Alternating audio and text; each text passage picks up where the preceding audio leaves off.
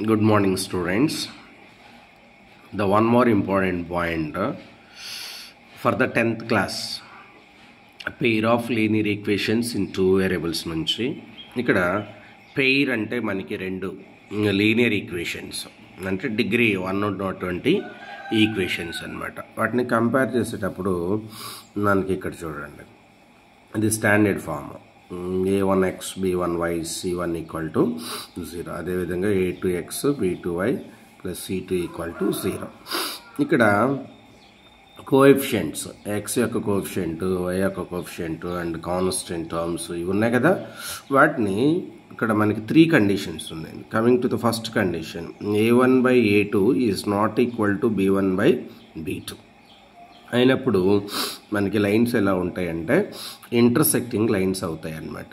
అంటే ఇక్కడ ఇదొక లైను, ఇదొక లైను, ఒక లైన్ ఇంకో లైన్ ఏం చేస్తుంది, ఇక్కడ ఇంటర్సెక్ట్ చేస్తుంది.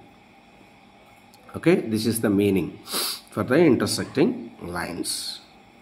Coming to the second question, and a1/a2 equal to b1/b2 and c1/c2. ఈ కండిషన్స్లో అంటే ఈ యొక్క రేషియోస్ మొత్తం కూడా ఈక్వల్ అయినప్పుడు లైన్స్ ఒకదానికొకటి ఎలా ఉంటాయంటే కోఇన్సిడెంట్ అవుతాయి అన్నమాట. కోఇన్సిడెంట్ మీనింగ్ ఏంటి, ఒక లైన్ మీద ఇంకొక లైన్ ఉంటుంది, కంప్లీట్గా రెండు కలిసి ఉంటాయి. అంటే ఇక్కడ ఒక లైన్ ఇంకొక లైన్ని ఓన్లీ ఒక సింగిల్ పాయింట్ దగ్గర మాత్రమే టచ్ చేస్తుంది, కాబట్టి ఇక్కడ సొల్యూషన్ ఓన్లీ వన్ సొల్యూషన్ ఉంటుంది. ఇక్కడ ఒక లైన్ మీద ఇంకొక లైన్, కంప్లీట్గా లైన్ మీద ఇంకొక లైన్ ఉండటం వల్ల ఇక్కడ ఇన్ఫినిటీ మెనీ సొల్యూషన్స్ వస్తాయన్నమాట.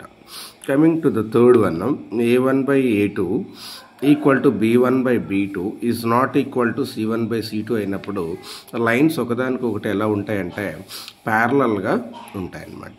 సో ఇవి రెండు parallel lines. And parallel lines are never meet each other. Parallel lines ఒకదాన్ని ఒకటి టచ్ చేయలేవు, కాబట్టి థర్డ్ కండిషన్లో మనకు అసలు సొల్యూషన్సే ఉండవు. Thank you for watching.